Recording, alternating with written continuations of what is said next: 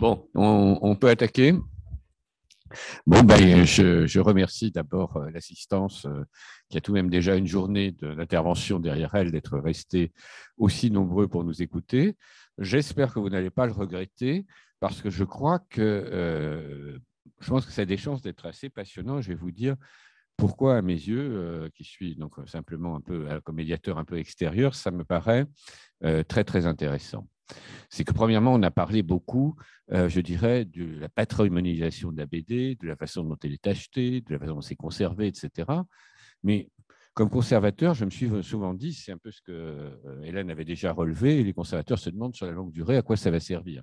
Effectivement, OK, c'est un patrimoine intéressant, OK, il y a toute une histoire, OK, il nous raconte plein de choses, mais ça sert à quoi finalement? Alors là, il y a déjà un choix qui est significatif, c'est que, premièrement, on devait avoir le point de vue du ministère de la Culture à travers la branche bibliothèque, on ne l'a pas.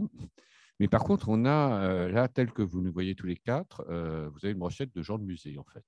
On est tous musées, alors que la bande dessinée peut être un domaine qui déborde, qui peut concerner les bibliothèques, comme on l'a vu, qui peut concerner les archives, etc. Alors pourquoi on est quatre gens de musée? Il y a quand même une raison, on a une justification à ça, c'est que la BD, ça donne à voir. Alors, ça ne donne pas à lire, hein, je suis d'accord, ça donne pas spécialement à voir comme un dessin de Rembrandt, ça donne à lire et à voir, c'est quelque chose, comme m'avait dit une personne qui m'a très intéressant, entre l'oral et l'écrit. En tout cas, ça donne à voir. Donc, quelque chose qui donne à voir, ben, forcément, ça intéresse au premier rang les musées, qui sont des organismes qui donnent à voir eux aussi. Donc, qu'est-ce qu'on donne à voir, comment et pourquoi? Là, vous avez donc, tel que euh, nous sommes donc, alors attendez que je prenne la bonne feuille, voilà. Voilà. Donc, vous avez vous avez vu que j'ai travaillé au MUSEM, donc j'ai plus de mystère. Je pense qu'Hélène, Anne-Hélène, vous commencez peut-être un peu à la connaître. Je ne vais pas insister lourdement. Et donc, il reste deux personnes. Sébastien Gaucalpe, qui est tout à fait à l'extrême et qui représente, et le directeur, non seulement il représente, mais il est le directeur du Musée national de l'immigration. Et Bruno Giraud, qui est de son côté le directeur du musée des Beaux-Arts de Lille. Donc, deux responsables de deux grands musées.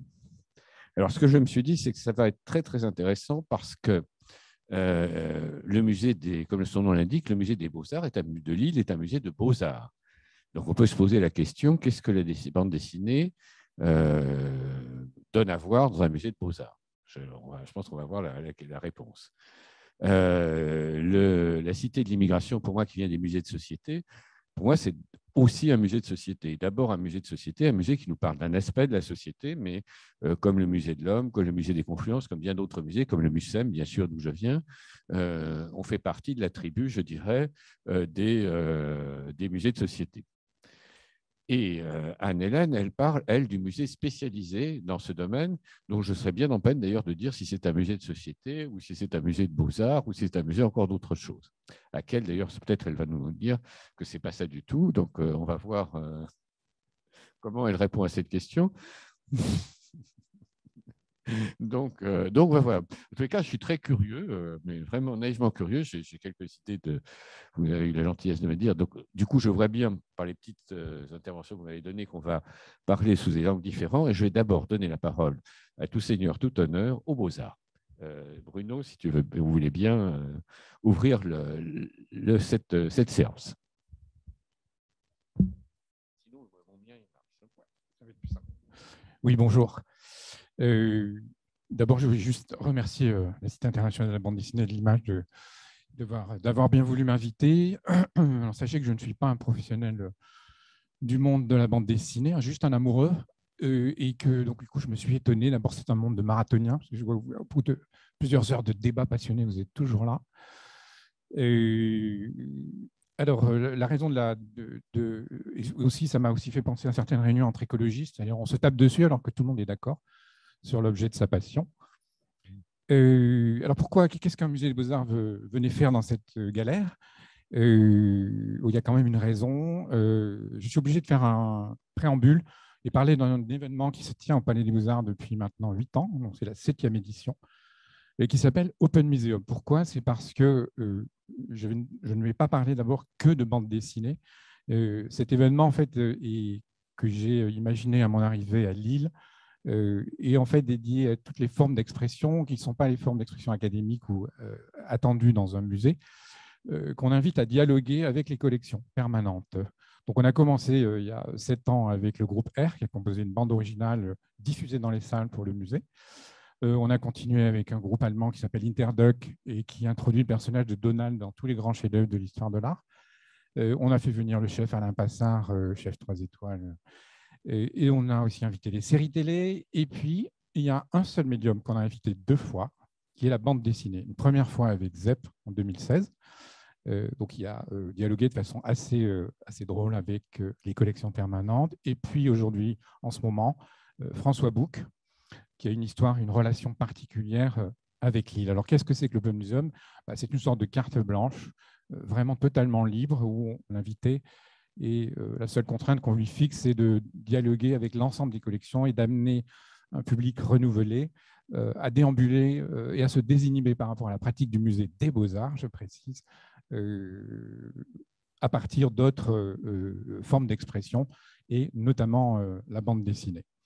Il se trouve, François Bouc est donc lillois, vous le savez.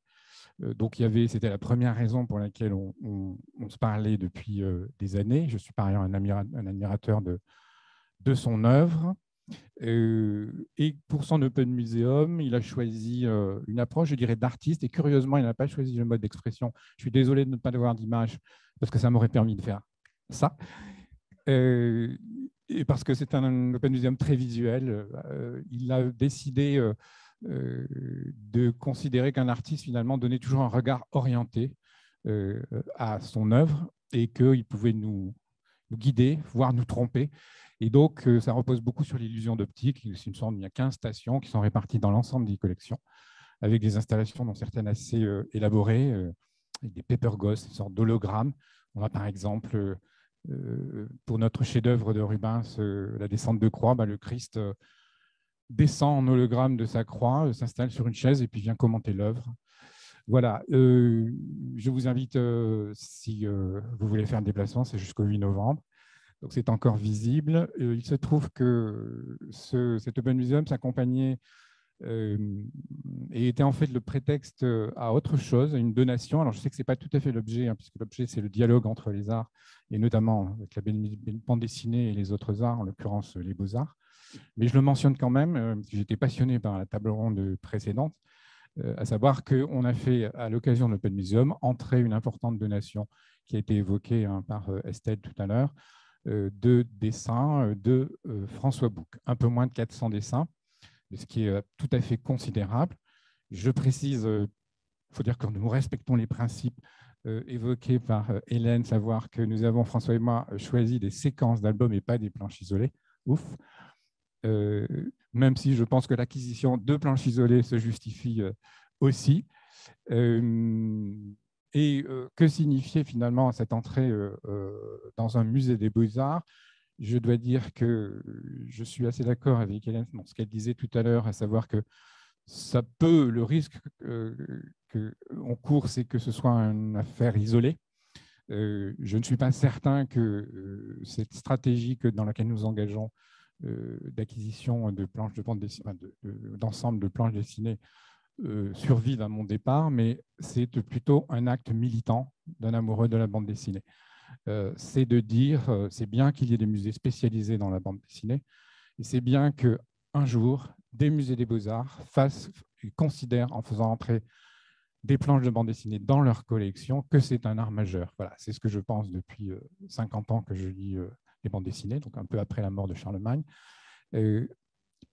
C'est donc un acte militant avant tout, et c'est comme ça qu'il doit être compris. Voilà, je ne vais pas être plus long. Je pense qu'on aura des occasions de débattre et de comparer les expériences entre types de musées s'il y a des différences.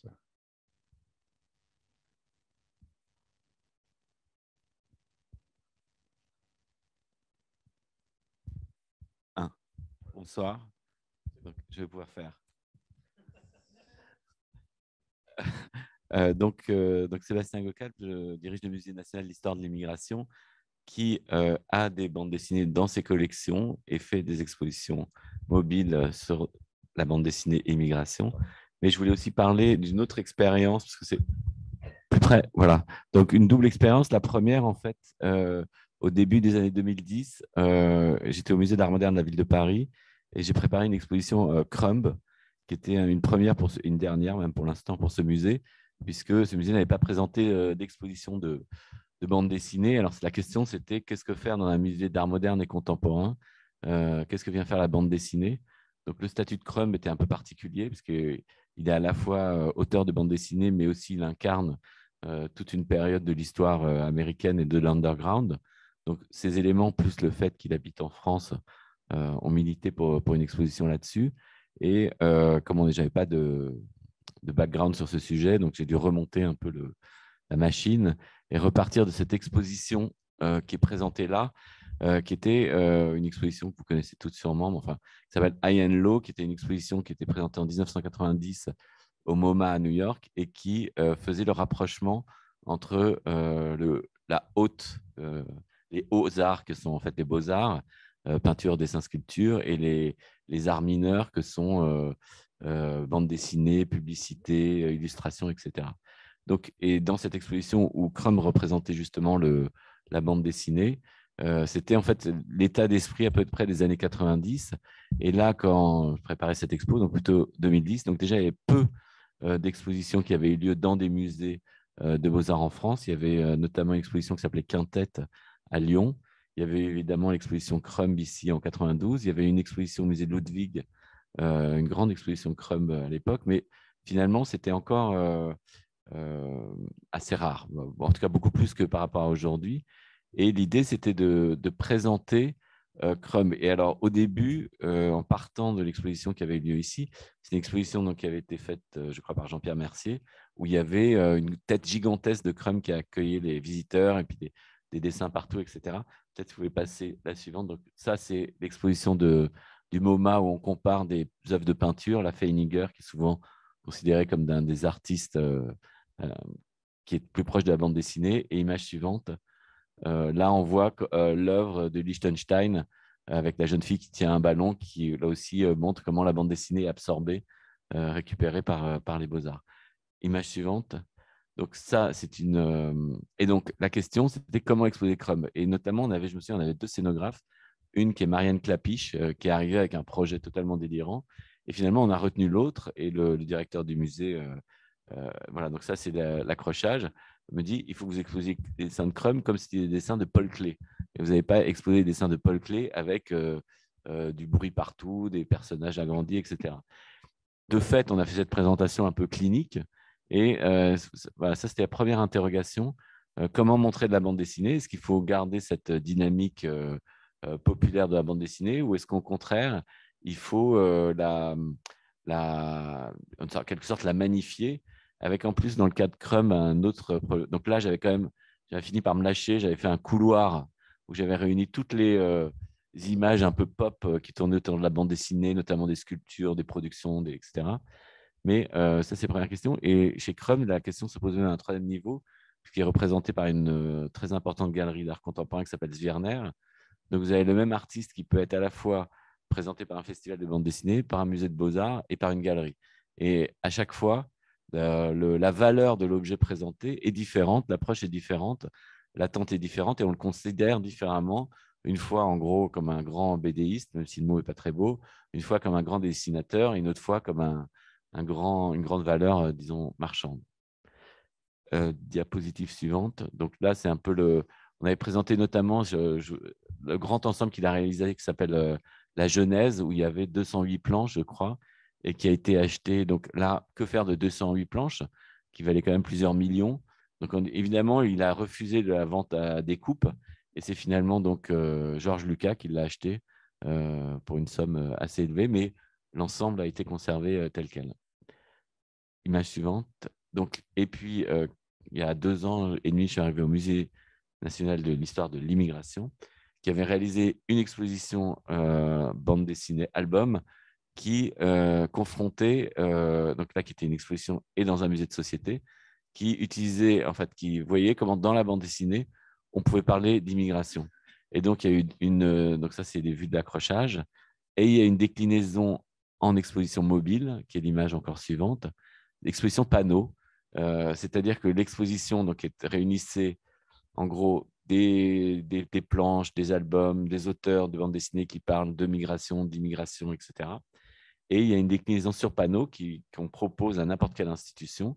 Il suffit pour eux de la télécharger, de l'imprimer sur des bâches. Et c'est finalement le meilleur vecteur pour parler d'un sujet quand même pas très facile, qui est celui de l'immigration, parce que c'est l'exposition qui nous est la plus souvent demandée.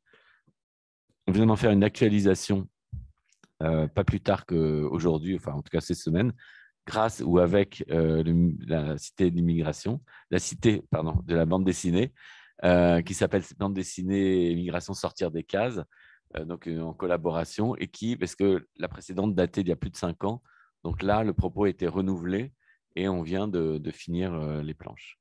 Voilà un peu les quelques éléments de présentation. Je vous remercie.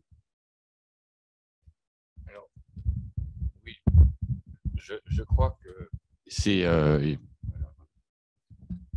vous entendez? Oui.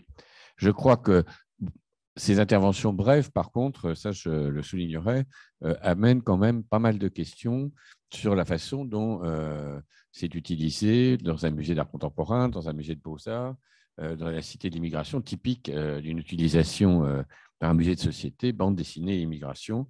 Là, on comprend tout de suite où on va. Donc maintenant, alors comment ça se passe dans le lieu de référence sur la bande dessinée?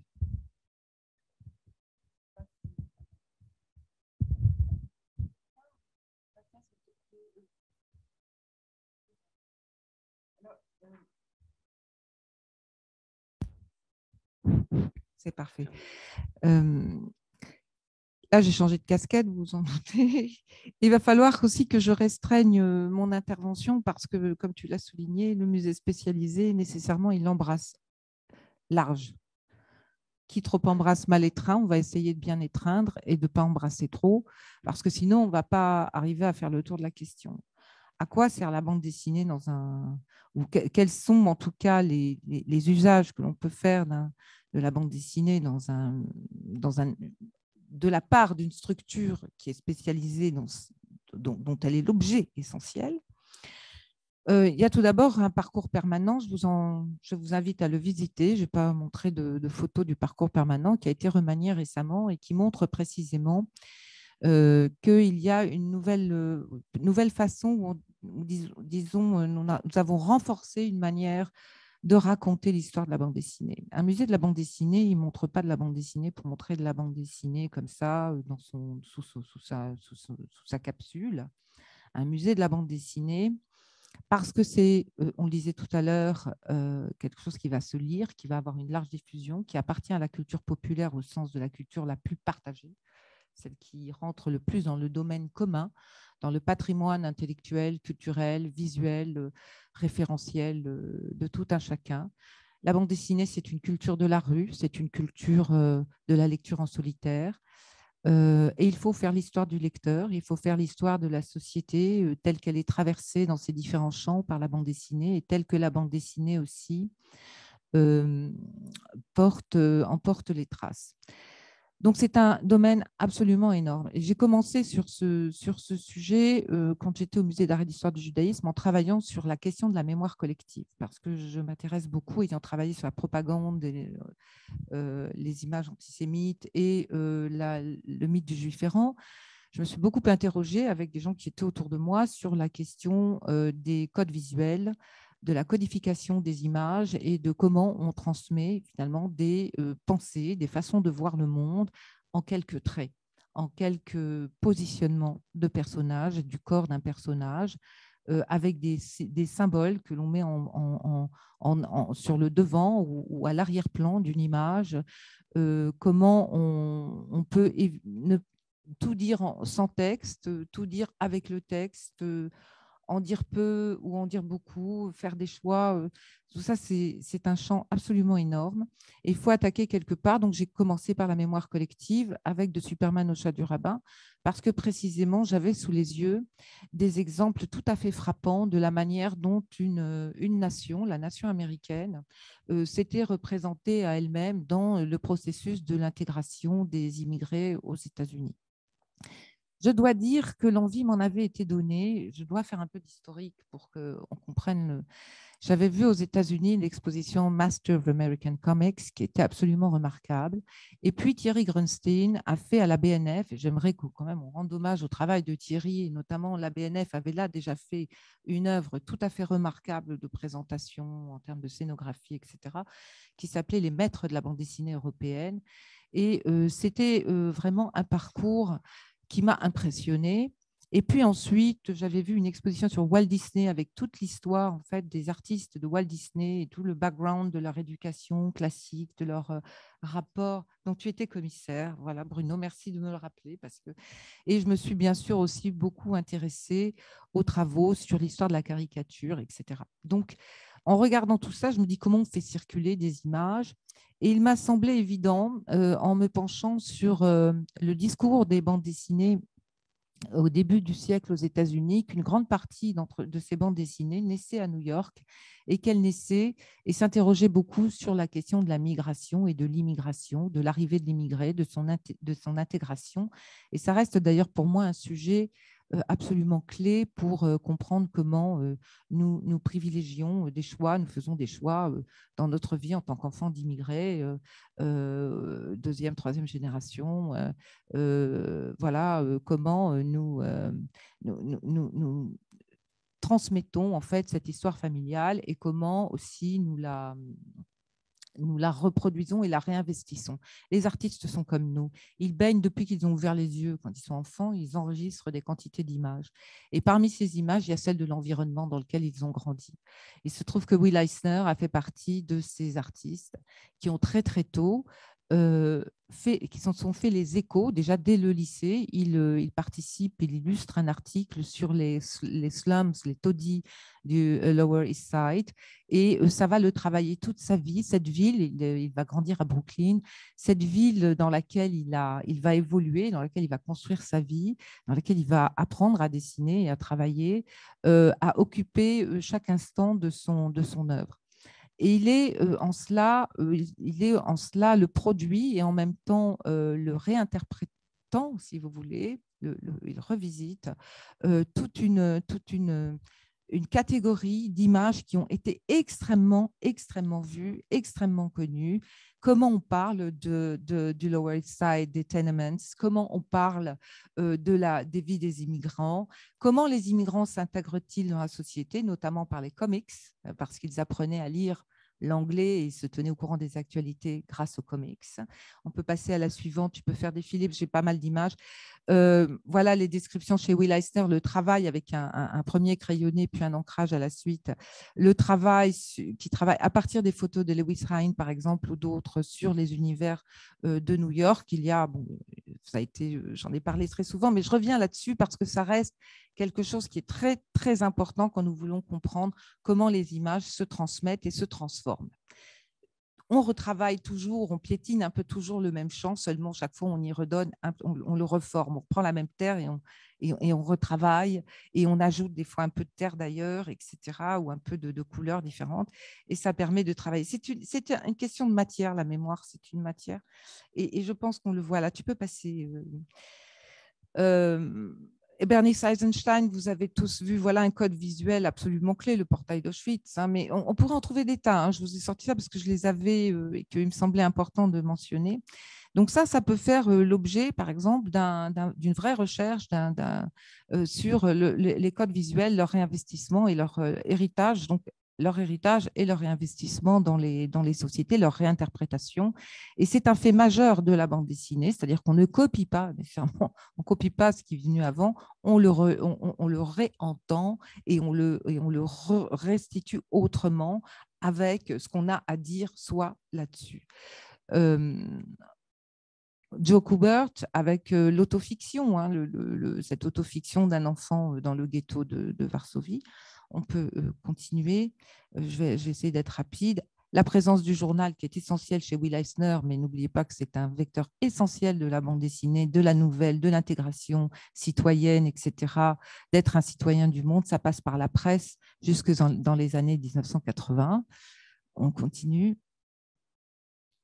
Enfin, ici, il y avait une exposition au CAPC de Bordeaux avec lequel nous avons travaillé, une expo montée par le CAPC, la Fondation Gandur pour l'art à Genève et la CIBDI.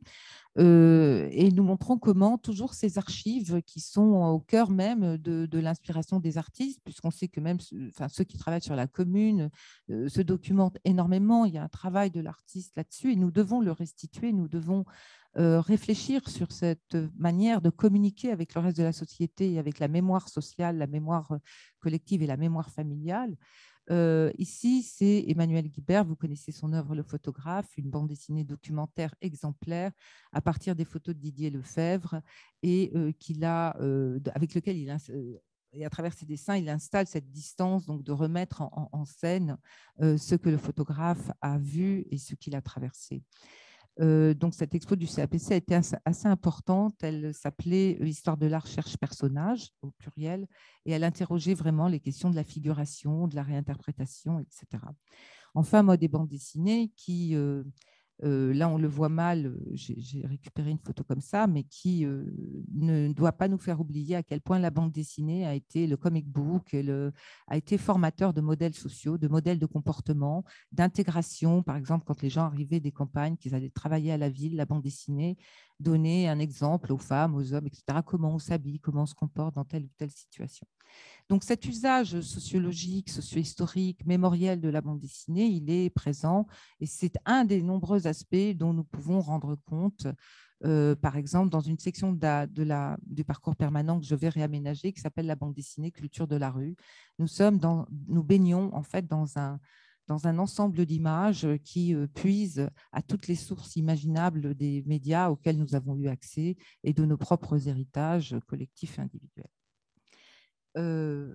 Les thématiques des expositions, je le dis, ça va être ma fin, les thématiques des expositions temporaires, elles fonctionnent sur 4 schémas à la cité. Des expositions transversales, c'est-à-dire qui traversent les genres, par exemple mode et bande dessinée, la bande dessinée, le cinéma d'animation, des sujets comme la bande dessinée, l'immigration, par exemple, font partie de ce type de transversalité. Nous explorons donc les effets et les influences de la bande dessinée et les réceptions que la bande dessinée fait des phénomènes sociaux. Un autre champ, c'est la monographie, qui est axée sur la question des auteurs et des œuvres, comme par exemple celle sur Edmond Baudouin, que nous avons en ce moment, mais il y a eu Lewis Trondheim auparavant, et ça fait aussi partie de nos missions et de la manière dont la bande dessinée est présente et dont elle est valorisée, les auteurs. Donc, troisième plan, ce sont les expositions plus historiques. Et puis, le quatrième plan, c'est l'exposition participative. L'exposition qui consiste à amener vers la bande dessinée et vers le musée de la bande dessinée des groupes de personnes qui vont découvrir cet univers, acquérir la possibilité aussi là d'une propre expression artistique, de leur propre histoire ou de choses qu'ils ont envie de raconter. Un projet que nous menons en ce moment avec le CAGE, par exemple, de la Grand Fond, et qui rassemble une dizaine de participantes qui travaillent sur leur mémoire, sur leur histoire, qui est une histoire pas facile. Et voilà, et pour ça, il y a tous les médiums possibles narratifs pour raconter. C'est juste un aperçu. Je vous invite à visiter le parcours permanent et les expositions, et vous verrez que là, on a beaucoup plus de choses à dire. Bande dessinée, mouvement de jeunesse, bien sûr, la politisation de la jeunesse, l'édification morale, etc. Le rôle de l'instruction publique sous la Troisième République qui développe l'édition, c'est aussi un sujet absolument clé. Voilà, de comprendre comment la bande dessinée existe dans la société et où elle s'ancre, comment elle s'est accrochée, en fait, où elle a été un point d'ancrage pour des artistes, mais aussi pour des lecteurs. Merci beaucoup.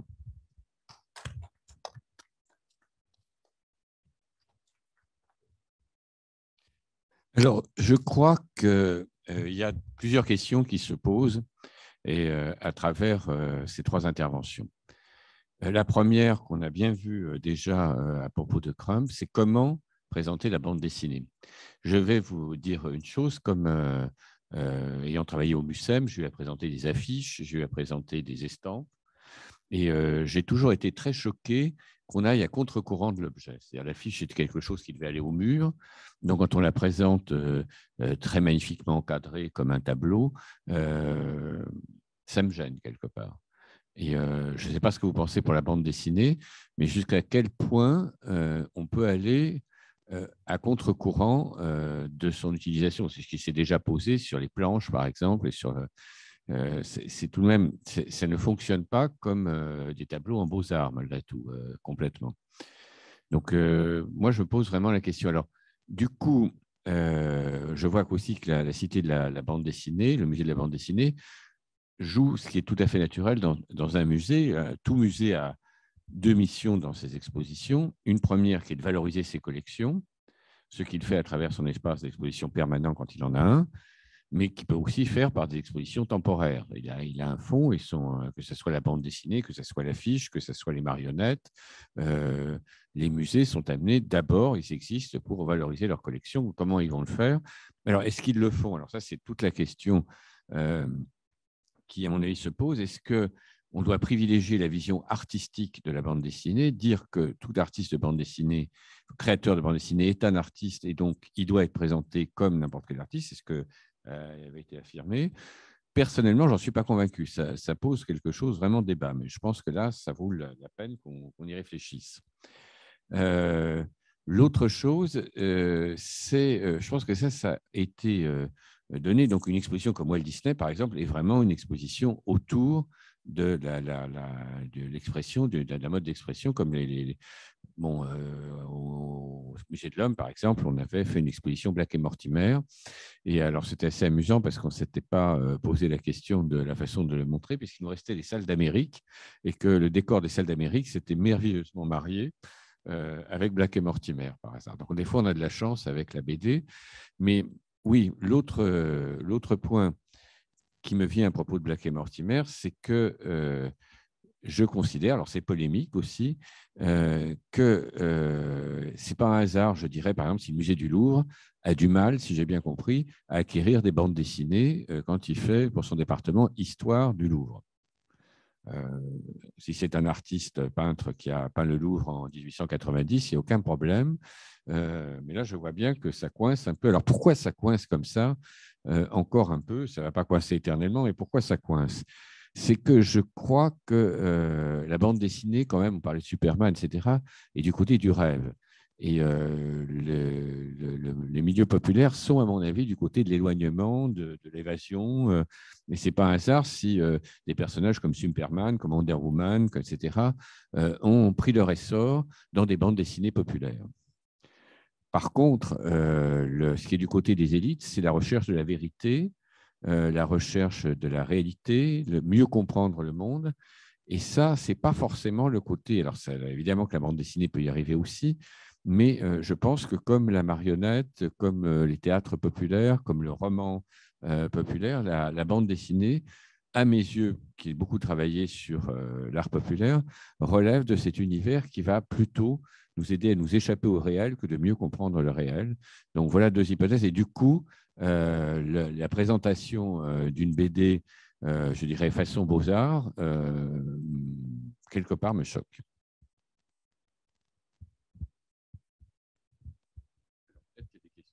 J'ai des questions que je vous pose à tous les trois, mais je pense que le public peut aussi… Êtes-vous pour ou contre la présentation de la BD selon le modèle des Beaux-Arts?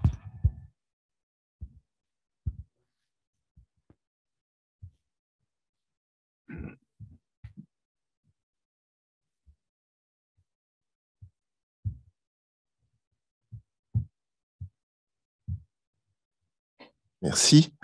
Alors, c'est toujours Jean-Paul Gabillier, Université Bordeaux-Montaigne.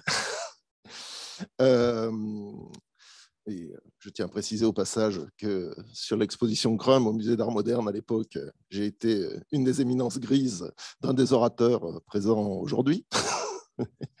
Mais donc là, en fait, je voudrais rappeler là aussi un petit point historique. Bon, un certain nombre de personnes présentes dans cette salle se sont penchés sur la muséalisation de la bande dessinée, enfin l'histoire de la muséalisation de la bande dessinée dès les années 60. Et ce qui est intéressant, il faut se rappeler alors quelque chose qui est bon oublié par beaucoup de monde maintenant, mais c'est normal, c'est que pour nous, là actuellement, mettre en scène dans un musée de la bande dessinée, c'est mettre en scène des planches originales. Ça n'a pas toujours été le cas. Ça n'a pas toujours été le cas. En fait, les planches originales, alors je parle pour la France, parce qu'aux États-Unis, ils avaient un accès plus facile aux planches originales. Donc, très tôt, ils ont utilisé beaucoup de planches originales. Mais en France, dans les années 60, ce n'était pas évident. Et donc, en fait, jusqu'à la deuxième moitié des années 70, on a une majorité d'expositions autour de la bande dessinée où on voit des reproductions. Il n'y a pas des originaux.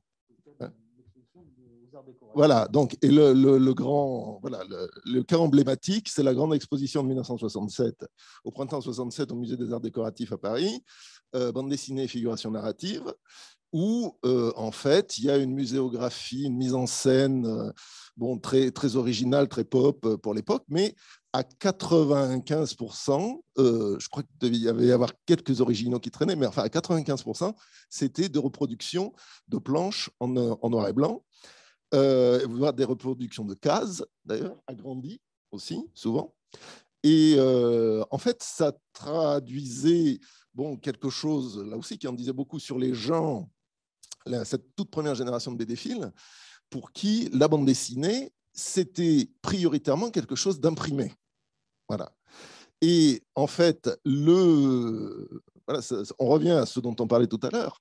À partir de la fin des années 70, le basculement en direction de l'exposition de planches originales, ça traduit un changement de sensibilité où l'œil, le regard qui se construit autour de la bande dessinée, dans les contextes de festivals, dans les contextes de musées, d'expositions, se rapproche de plus en plus d'un regard artistique, esthète, etc., et s'éloigne du regard sur l'objet imprimé.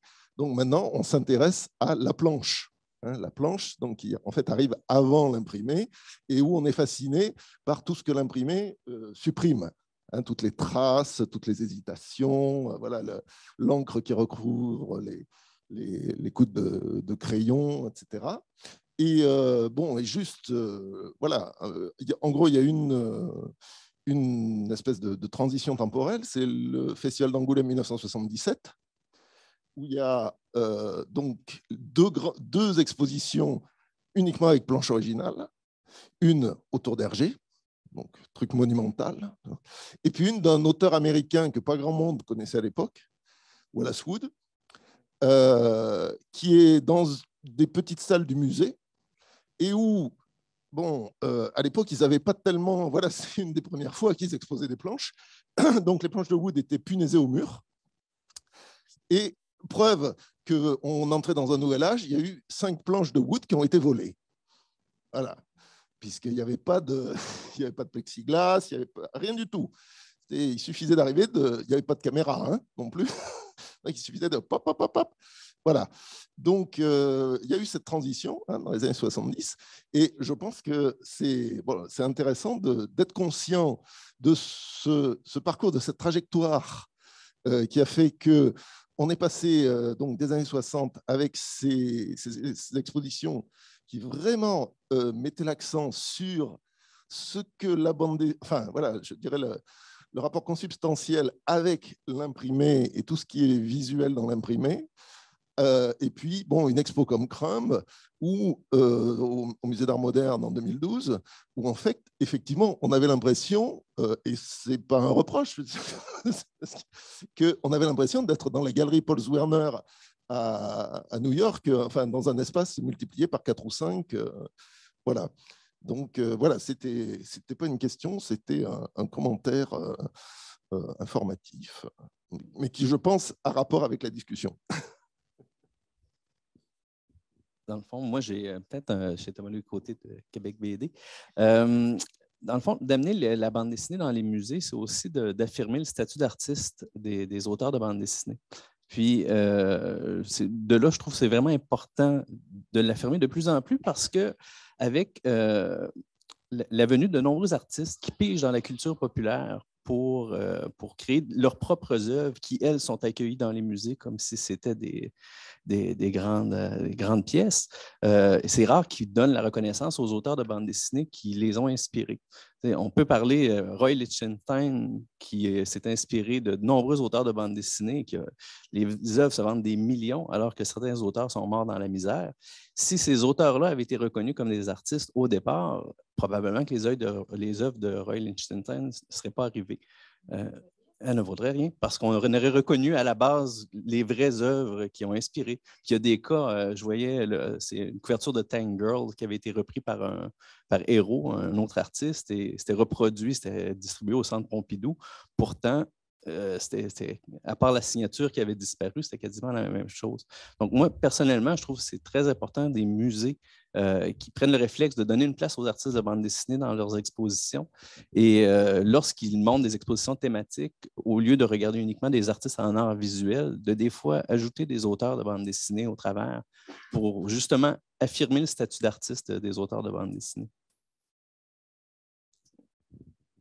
Juste pour ajouter un tout petit point, on a été quand on a préparé l'exposition Crum, justement, Crum nous a dit écoutez, je suis ravi que vous rendiez hommage à mon travail, mais moi, je ne vous aiderai pas parce que pour moi, la bande dessinée n'a pas à être dans un musée. La bande dessinée, elle est faite pour être lue dans un livre pour des adolescents et pas être mise sur un mur. Et je trouvais ça intéressant. Alors, il avait un côté un petit peu puriste, on va dire, mais voilà, je pense que c'est aussi quand on parle de tous ces dessinateurs de bande dessinée qui envoyaient leurs planches aux éditeurs et qui se préoccupaient pas de savoir où c'est que les originaux allaient finir. C'est un peu ce bascule d'artistes de bande dessinée qui se considéraient comme des producteurs de bande dessinée à des gens de bande dessinée qui maintenant leur statut d'artiste et eux-mêmes se reconnaissent de plus en plus comme un statut d'artiste de grand dessinateur. Et là aussi, la bascule est assez flagrante avec Crum qui au début n'a jamais récupéré ses planches originales, maintenant elles se vendent très cher et qui maintenant, le moindre de ses dessins est repris par la galerie Zwirner et immédiatement vendu très cher. Je voudrais juste intervenir rapidement sur la question de Crum qui ne veut pas être accroché. Tout à fait. Par contre, sa femme veut qu'il soit accroché.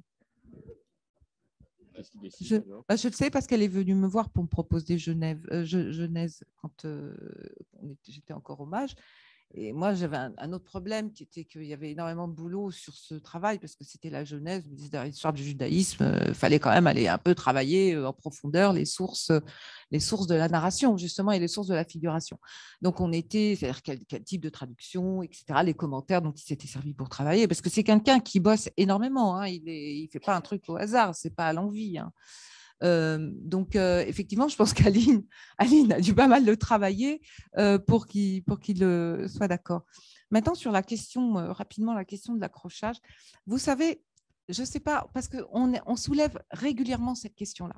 Comment on accroche une œuvre de bande dessinée? Tu parles de la question de l'affiche. Oui, bien sûr. C'est très, très compliqué parce que ça se détermine par rapport à un propos, par rapport à la taille de l'objet, au contexte dans lequel on veut le voir. C'est-à-dire que y a pas pour moi, il n'y a pas vraiment d'interdit. Présenter une œuvre de bande dessinée nécessairement sous passe-partout, non, ce n'est pas obligatoire. Par contre, la protéger, oui, ça, il faut. Je vous invite à aller voir l'accrochage Baudouin. Là encore, je veux dire, il n'y a que les faits qui parlent. Hein. Voilà, le musée, vous y êtes, vous allez faire un tour, vous regardez comment ça se fait. Puis, si vous avez des questions d'ailleurs, vous avez déjà vu comment c'est fait, on peut parler concrètement. Mais en tant que commissaire d'exposition, je pense qu'on sait tous qu'il faut qu'on traite l'œuvre toujours avec une énorme souplesse, en fin de compte. C'est-à-dire qu'on ne part pas avec l'idée on va accrocher nos œuvres de telle et telle manière et puis on fait un chemin de fer comme ça C'est pas ça, exposer un artiste, c'est pas ça, exposer une œuvre. Je pense pas. Je pense que c'est beaucoup une question de feeling, une question d'intensification du rythme aussi de l'exposition, du rythme de l'œuvre. Quand j'avais montré les œuvres de Luz pour Au vous, frères humains, Luz dessine Albert Cohen, on a absolument rythmé, on a mis des verticales, c'est-à-dire qu'il y avait des planches en travers, en épi, etc. Des planches, on a créé un rythme pour avoir des perspectives, etc. On n'est pas obligé de faire un accrochage en continu au mur, etc. Après, il y a les moyens que vous avez pour arriver à faire ça. Un accrochage, ça se détermine aussi en fonction de moyens. Il y a des expositions qui n'ont pas beaucoup de moyens. C'est un fait. Après, il y a des musées qui font des expos où il y a quelqu'un, on est prêt à payer l'encadreur, on peut mettre un passe-partout, on peut faire un cadre particulièrement travaillé, etc. Je pense qu'à cet égard, il faut être très prudent. Et après, l'exposition en termes permanents, là aussi, c'est une histoire de rythme. On demande aux gens quand même de regarder chez nous 400 œuvres dans une même salle. La plupart sont en vitrine. Il ne faut pas que ce soit impassable, ni physiquement. On est là pour que le public vive ce qu'on leur présente, qu'ils aient une expérience. Donc, avant tout, il y a la question de l'expérience par rapport à l'œuvre et du respect, bien entendu, de l'œuvre. Merci. Je voulais juste répondre à la dernière question posée sur la question du statut de l'artiste et de la reconnaissance par une anecdote concernant François Bouc. Il s'est demandé à un moment quel pouvait bien être son intérêt à donner. Et un jour, on s'est trouvé dans le cabinet des dessins du musée. Et je lui dis, voilà, si tu donnes, voilà, tu seras dans 3 tiroirs en dessous de Raphaël. Et il l'a raconté ensuite des dizaines de fois dans les interviews, en disant, c'est là que je me suis rendu compte, voilà, que tout d'un coup, ce que je donnais était mis au niveau de Raphaël. Parce que ça y est, elle est traitée de la même façon. Voilà, donc c'est le deuxième point sur comment est-ce qu'on accroche. Effectivement, tout est affaire de sensibilité, d'expo, d'artiste. Moi, j'ai quand même un principe que je pousse jusqu'au bout. J'ai dit que je considérais la bande dessinée comme un art majeur, donc elle figure dans les expositions, au même titre que les tableaux, les peintures, les sculptures. Et donc, depuis 15 ou 20 ans, je mélange dans mes expositions le cinéma d'animation, le cinéma, la peinture, la sculpture et la bande dessinée, quand le propos le justifie. Alors, je crois que...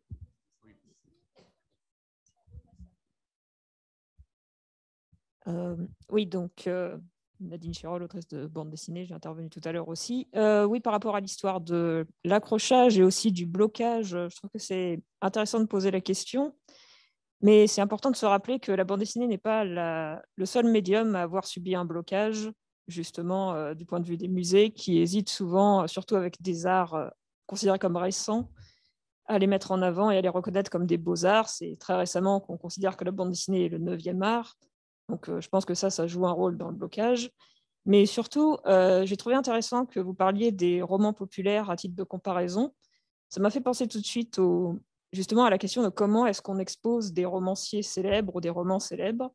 Et par exemple, le musée La Maison de Balzac, qui a une exposition permanente, mais qui a peu d'images de Balzac lui-même, forcément, puisqu'il écrivait, mais ils exposent quand même les originaux, les annotations qu'il met. Et la bande dessinée, de ce point de vue-là, c'est intéressant parce qu'elle est entre l'écriture et le dessin. Et du coup, c'est la question que je me pose, c'est est-ce qu'au final, la décision d'accrocher ou pas ne dépend pas davantage, comme l'a dit Anne-Hélène, de la sensibilité de la personne qui expose et du lieu, de ce qui est pertinent en fonction de ce qu'on veut mettre en avant dans l'exposition. Est-ce que c'est l'auteur lui-même, son processus de création, son atelier, les outils qu'il utilise, les notes qu'il prend, ou est-ce que c'est les originaux, des planches qu'à ce moment-là, on voudrait mettre en avant comme des tableaux, ou est-ce que c'est le récit, auquel cas on serait plus tenté effectivement d'avoir la bande dessinée reliée, ou la succession des planches. Tout ça, au final, est-ce que ça ne relève pas davantage de l'intention du lieu qui expose et de la personne qui organise l'exposition que de l'œuvre qui est exposée? Peut-être répondre à une dernière question dans la salle. Oui, bonsoir. David Caméo, ancien directeur général des arts décoratifs, du musée des arts décoratifs. Moi, ce n'est pas une question, simplement une remarque par rapport à ce que vous disiez, Thierry Rabien en particulier et quelques autres.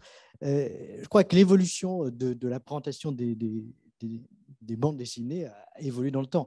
Vous citiez effectivement la grande exposition des arts décoratifs. Je n'étais pas à l'époque, bien sûr, à cette responsabilité, faite entre autres par Claude Moliterni. Effectivement, Claude, il travaillait à Pilote, il était rédacteur en chef de Pilote, donc il avait des multiples tirages de planches que les dessinateurs lui donnaient, et les expositions se faisaient comme ça, et elles se sont faites très souvent comme ça dans les festivals, même peut-être aujourd'hui dans des petits festivals, parce qu'il n'y a pas les moyens d'avoir des planches originales, ou que les auteurs d'aujourd'hui ne veulent plus être considérés comme justement utiliser en tous les cas leur matière, c'est-à-dire effectivement leur création, d'une manière autre que celle qui est présentée dans des galeries ou dans des expositions.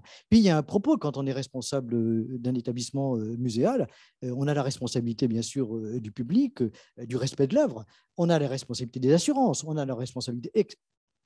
C'est pas Emmanuel qui va me dire le contraire, mais il y a énormément de responsabilités, donc on prendra en compte, donc protéger aussi une œuvre telle qu'elle est, telle qu'elle donne sa dimension, toute sa force, son énergie, c'est très important aussi. Alors, même si ça paraît un peu éloigné des rebelles qui étaient effectivement les grands auteurs ou des jeunes auteurs d'aujourd'hui par rapport à ce qu'est l'usage, en tous les cas, et la pratique de la bande dessinée. Je pense que voilà, il y a des explications qui font que si vous allez demain à la FIAC, puisque c'est aujourd'hui, ou si vous avez été à Art Paris, vous verrez effectivement que les planches se vendent.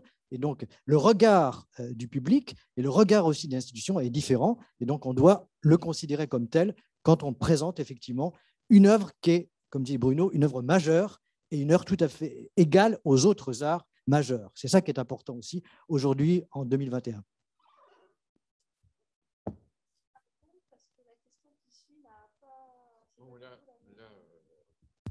Donc là, je ne sais pas, peut-être voulez-vous répondre? Juste aussi pour dire quelque chose. Allô? La table ici le contredit un peu, mais il y a aussi une question de formation des conservateurs de musées qui sont en général dans les prérequis pour devenir conservateur. Les compétences en bande dessinée n'existent pas.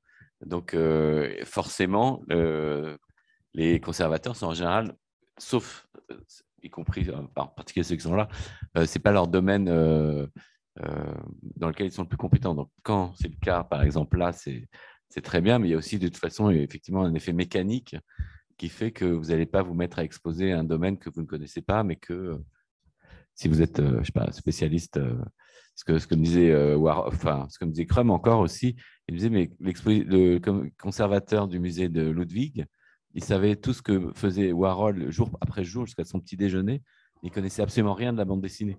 Et donc, c'est difficile de faire une exposition dans ces conditions. Donc, voilà.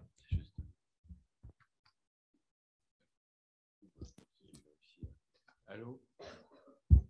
Allô, oui, c'est bon. Bon, je crois qu'effectivement, il y avait un côté provocation dans ma question, parce qu'effectivement, en fonction des connaissances du commissaire d'exposition, par exemple, c'est vrai que c'est important si vous présentez un auteur de bande dessinée, je ne sais plus, l'auteur de Bécassine, par exemple, d'avoir quand même quelques connaissances sur la personne qui l'a écrite. Si vous présentez une exposition Benjamin Rabier, c'est tout de même très bien de savoir qui était Benjamin Rabier. Mais en même temps, si vous faites une exposition animalière en 1920, tout d'un coup, ça devient moins important. Donc, ça dépend vraiment de l'angle d'attaque. Et effectivement, le fond de ma pensée, c'est qu'il n'y a pas de bonne et de mauvaise manière d'exposer. Il y a une chose qui est sûre, il faut respecter les règles de sécurité et faire veiller, c'est déjà pas mal, à ce qu'on appelle les règles de conservation préventive. Une fois que c'est fait, on a une liberté totale, je pense, dans les modes d'exposition. Il ne s'agit pas de dire « Ah oui, comme ça c'est bien et comme ça c'est moins bien ». Si j'ai souligné le côté beaux-arts de la bande dessinée, c'est qu'effectivement, comme la chanson, comme je veux dire, les variétés, comme les tags et les graphes, le MUSEM a une collection très importante sur les graphes. Il y a beaucoup de formes d'expression qui naissent dans la contestation, dans la violence, dans la marginalité, et qui atterrissent finalement chez les commissaires-priseurs avec des codes pas possibles. Alors, des fois, moi, je ne fais pas partie de ceux qui le regrettent. Je pense que c'est plus tout à fait la même chose quand, par exemple, les graffeurs graffaient dans le métro au risque de se faire coincer et qu'ils font des graphes pour des galeries ou des musées. Mais disons que c'est la logique de l'histoire, la mode, etc. Et que de toutes les façons, il y aura toujours, comme les théâtres de rue, etc., des lieux particuliers où va s'exprimer une forme de sensibilité populaire. Donc, si ce n'est plus dans cette forme-là, ça sera dans une autre. Et en plus, dans le cas particulier de la BD, où je vais très prudemment et que je ne connais pas très bien, quand on m'a dit Crum, j'ai pensé ma spécialité est l'art forain. Et une fois, je prenais Marcel Campion il y a 30 ans, hein, pas le Marcel Campion qu'on connaît aujourd'hui, je lui ai fait visiter les arts et traditions populaires. En sortant, il est tout pâle, il me dit « Vous n'allez pas faire ça avec mes œuvres, comme avec les manèges ?» Donc, effectivement, attention, parce que ça, je suis très sensible à ça. Le langage même de la vitrine, de l'accrochage, etc., est très familier aux élites, mais peut déstabiliser des fois les milieux populaires. Donc, ce n'est pas si simple que ça. Voilà, c'était juste ce que je voulais souligner. Donc, peut-être une dernière question différente cette fois-ci. Il y a 2 questions. On a le temps là pour 2 questions. Il y a une demoiselle au fond et. Oula.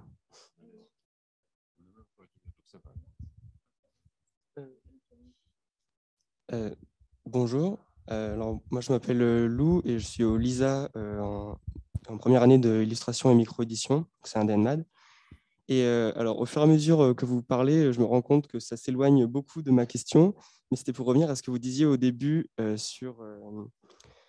vous vous demandiez si la BD, en fait, ça permet plus de représenter le réel ou de s'évader du réel. Et je trouve cette question assez intéressante parce que je ne suis pas trop d'accord de quoi ce que vous disiez, parce que après avoir lu Scott McCloud, par exemple, qui expliquait tous les possibles en fait, de la bande dessinée, c'est là qu'on se rend compte que c'est vraiment, qu'on peut faire vraiment beaucoup de choses. Et aussi, du coup, les nouvelles branches de la bande dessinée qui se développent un peu au niveau du reportage avec la revue dessinée ou Topo, par exemple, on voit qu'on peut faire passer d'autres choses, faire comprendre d'autres choses qu'on n'aurait pas pu comprendre avec la vidéo, le texte seul. Et je reviens aussi sur ce que disait la dame, je ne sais plus comment vous appelez, mais du Louvre, sur la BD sur les algues vertes. Là aussi, on voit très bien que l'ouvrage est très marquant de par son format et la façon dont c'est raconté. Enfin, voilà, c'est tout.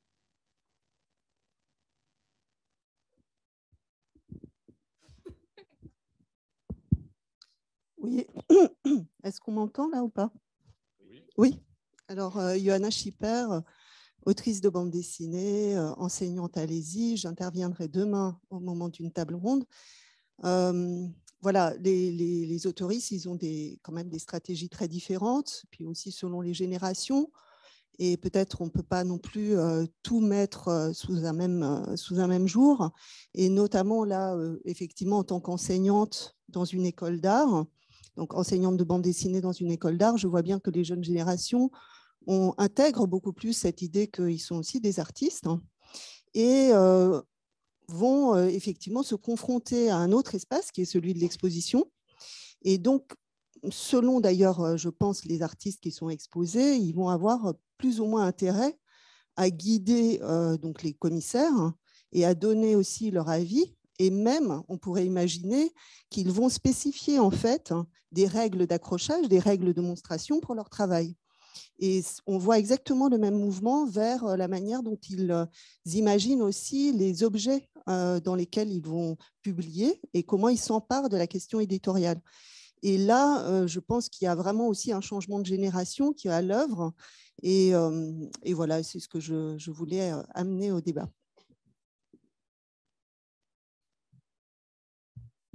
Bonjour, du coup, je m'appelle Vanessa Chenet, je suis en première année en illustration et micro-édition au LISA. Et moi, je me demandais aussi s'il n'y a pas une chose qui est intéressante dans l'exposition de la bande dessinée au musée, c'est le fait qu'elle a vraiment ce côté très art populaire et qui amène de plus en plus et qui se tourne aussi de plus en plus vers l'art un peu plus classique, dirons-nous. Et si c'est pas en fait ces différents prismes qu'elle peut avoir qui est intéressant et qui fait que c'est un art qui est intéressant à exposer et qui doit être de plus en plus exposé parce qu'elle peut avoir 1000 facettes et 1000 manières de la montrer comparé à d'autres arts plus anciens qui sont beaucoup plus ancrés dans une tradition et qui ont plus de mal à se renouveler. Je ne sais pas, mais j'ai le sentiment que ça peut être la conclusion. C'est-à-dire qu'effectivement, votre réaction était la bonne. J'ai essayé d'enfermer la bande dessinée du côté de l'évasion. Vu la diversité des formes qu'elle peut avoir, la multiplicité des auteurs, il est évident qu'elle ne se laissera pas enfermer et que ce que vous dites sur les facettes est très juste. Je pense que ça peut peut-être servir de conclusion, à moins que vous vouliez rajouter quelque chose. Est-ce qu'il y a... Oui, allez-y. Excusez-moi, c'est Alexis Fournol, l'avocat. J'ai une remarque peut-être par rapport à votre position de principe, on va dire, sur la difficulté à accrocher une affiche dans un cadre sur un mur. Venant de quelqu'un qui a dirigé le MUSEM, ça m'étonne un peu par rapport à un certain nombre d'objets vernaculaires qui sont muséifiés et montrés comme un brouhaha finalement derrière une vitrine comme un objet d'art. Je trouve donc la position un peu étonnante. Et après, effectivement, pour aller dans le sens que vous évoquiez, sur la question générationnelle, je pense que sur la bande dessinée, il y a ça qui se dessine, comme dans d'autres arts, entre guillemets, récents dans le contexte muséal. Je prends un exemple, celui de la vidéo. Voilà, on avait la première génération avec des gens comme Nan Junpei qui présentaient de la vidéo sous forme de sculpture. On a eu ensuite toute une génération, si on prend des Français comme Pierre Huyghe, qui ont demandé à ce que les conditions de monstration soient extrêmement précises, de la taille de l'écran à la couleur ou à la dimension de la moquette, en passant par l'éloignement du banc par rapport à l'écran.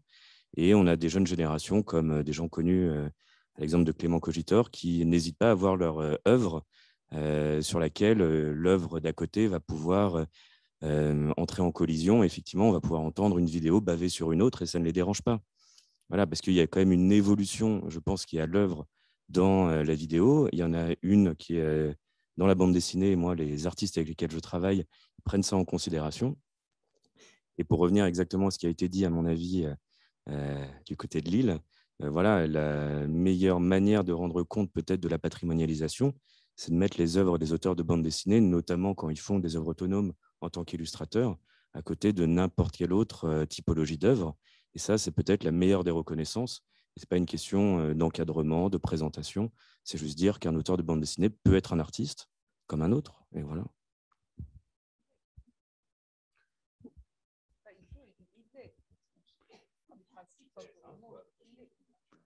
Oui, alors simplement sur les affiches, parce qu'effectivement, ça ne marche pas. Si, évidemment, premièrement, je ne suis pas un spécialiste de la bande dessinée, donc je vous écoute très attentivement parce que je me rends bien compte qu'avec la bande dessinée, on ne peut pas la traiter comme l'affiche. Mais j'ai des réactions, par exemple, au sein même du MUSEM. J'ai fait une exposition sur le cirque. J'ai fait bien attention, contre l'avis de pas mal de gens, à ce que mes affiches ne soient pas présentées sous cadre à Monaco, par exemple. Et quand j'ai fait une exposition sur la fête foraine, pareil. Quand j'ai utilisé les affiches de mon côté, je sais bien que j'ai des restaurateurs qui ne le souhaitent pas, mais moi, j'ai toujours souhaité, et ce n'est pas pour ça que je ne pense pas que les créateurs d'affiches, comme Toulouse-Lautrec, ne sont pas des artistes, mais je pense que l'objet a une fonction, par contre, qui est intéressante dans certains cas, en tous les cas, d'essayer de comprendre et de respecter. C'est pas du tout, ça ne remet pas en cause le créateur de telle ou telle chose. Donc voilà, mais je vois bien aussi que là, tout est une question de qui et pourquoi. Dans la Galerie de la Méditerranée, dans sa première version faite au MUSEM, on a fait appel à des artistes contemporains. Les uns étaient très contents d'être à côté de telle ou telle installation, n'étaient pas du tout regardants, et d'autres, par contre, étaient très, très sourcilleux sur la taille de l'écran, sur la façon dont les choses... Ça dépend aussi du tempérament du créateur. Je pourrais ajouter, je crois que c'est Madame disait que c'est une question de génération. Je ne crois pas, parce que je vais encore citer l'exemple de François Bouc. En fait, c'est une question de considération que vous avez pour la personne à qui vous donnez la parole. On lui a laissé faire exactement ce qu'il a voulu et il a été non seulement l'initiateur, mais je dirais le commissaire de sa propre exposition. Il a veillé à chaque détail et on a fait exactement ce qu'il nous a dit. C'est-à-dire que tout ce qu'on voit dans l'Open Museum, c'est lui qui l'a conçu et suivi et orchestré de A à Z. À partir du moment où vous laissez cette liberté à l'artiste, c'est que vous le considérez comme un artiste. Ce n'est pas nécessairement une question d'âge. Oui, non, je voulais juste d'abord répondre sur les questions de monstration. Alors évidemment, quand vous faites une œuvre, vous pouvez définir les conditions de monstration, mais en même temps, c'est un frein en fait à la diffusion de cette œuvre.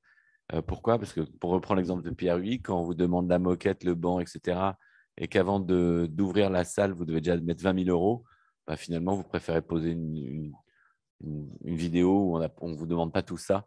Donc, attention quand même à… Et notamment pour et je pense que une des richesses de la bande dessinée, c'est justement sa souplesse de monstration. Et il faut que les œuvres vivent. Les œuvres ne sont pas figées à partir du moment où elles entrent en collection. C'est justement leur évolutivité qui est une des forces. Et une autre question, alors peut-être que tout le monde a déjà la réponse, mais moi, j'ai toujours été surpris par finalement la prise en compte de la bande dessinée en France, parce qu'on est quand même dans une magnifique cité de la bande dessinée. On a entendu toute la journée des gens remarquent, il y a des expositions qui ont lieu très fréquemment, des œuvres qui sont rentrées dans des collections. Et je me pose la question, et effectivement, parce que la bande dessinée, finalement, c'est entre guillemets, c'est une affaire, c'est-à-dire que vous avez un dessin qui fait partie de circuits commerciaux qui finalement coûtent moins cher qu'un circuit beaux-arts. Donc même pour les institutions, finalement, c'est un patrimoine qui peut être… il y a peut-être moins de concurrence en termes d'acquisition. Donc, c'est un patrimoine qui me semble promis à un encore plus grand développement que ça n'est. Mais il y a un autre domaine dont j'entends rarement parler, mais peut-être c'est de ma faute, c'est celui de l'illustration. Et il y a peu de lieux de cette qualité, en tout cas, je n'en connais pas, dédiés à l'illustration. Et je suis surpris en fait par ce cloisonnement. Oui, vous allez me répondre. Il y a Thérèse Villers du musée Tommy Murer qui est dans la salle. Voilà, mais pour moi, effectivement, il y a ce musée. Mais comment, en fait, ces domaines qui sont des domaines émergents dans les catégories sont extrêmement définis. Est-ce que la Cité de la bande dessinée, par exemple, consacre des acquisitions, des expositions à l'illustration, ou bien elle se focalise sur la bande dessinée parce que c'est un domaine qui, de toute façon, comme tout est neuf, il faut déjà se concentrer. Voilà, c'est des questions. Alors, le musée Ungerer, effectivement, c'est un cas, c'est le cas, en tout cas, le plus intéressant que j'ai vu, mais je ne suis pas spécialiste. Hein, il y a peut-être d'autres. Un moulin dans l'Allier.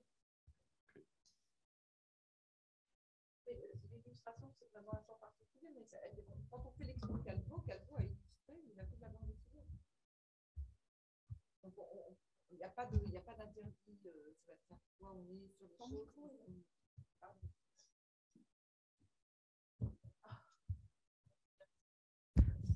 Il n'y a pas d'interdit, tout dépend de l'auteur et du contexte. Par exemple, si on faisait quelque chose sur les fables de La Fontaine, on a des traitements en bande dessinée, on a des traitements en illustration, et on ne va pas exclure l'illustration, surtout s'il y a dialogue dans les modes de transmission, dans les retours, dans les dialogues entre les auteurs.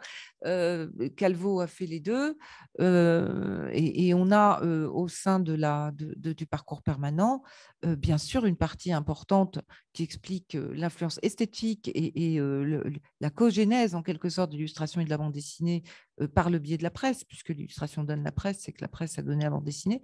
Mais je pense qu'on a… D'abord, c'est la cité internationale de la bande dessinée et de l'image, et pas seulement de l'image numérique. C'est-à-dire qu'on prend l'idée qu'une image, c'est ce que je reviens sur mes codes visuels, on est sur des héritages de représentation, de figuration, et je pense qu'il y a un dialogue entre les artistes, entre plusieurs générations. Je vous renvoie à l'article que j'ai écrit sur Kiehlhofer et son rapport à la peinture médiévale, à la montée au calvaire, ou à partir des 676 apparitions de Kiehlhofer, on est sur des dialogues qui, des fois, dont il nous faut rechercher vraiment les traces et qui sont pourtant… On sent qu'il y a un truc et il faut aller chercher là où ça se passe, et l'illustration est là, quoi. Elle en fait partie. Mais je trouve ça bien de poser toutes ces questions-là, parce qu'on ne peut pas se permettre aujourd'hui de tirer un trait, absolument, de cloisonner complètement les choses. C'est presque se rendre aveugle d'un œil ou d'un autre. Le rôle des objets, tout ça aussi. Je crois que sur raison, c'était un petit peu inscrit dans le programme. Que faire avec la bande dessinée? Énormément de choses. On ne va pas épuiser et les règles, et ce qu'on veut dire, et pourquoi on veut le dire, et comment. C'est évident que lorsqu'on veut se consacrer à un auteur de bande dessinée qui est un artiste, on ne va pas aller de la même façon que lorsqu'on s'interroge, par exemple, sur l'art animalier en 1920. On va y aller différemment. Donc, en tous les cas, merci de votre passion et de votre attention pour ces questions. Je pense qu'à moins qu'il y ait vraiment un aspect, je vous remercie de votre attention soutenue, effectivement, dans ce marathon jusqu'au bout. Et j'étais très heureux. Je vous en remercie d'être parmi vous. Merci beaucoup.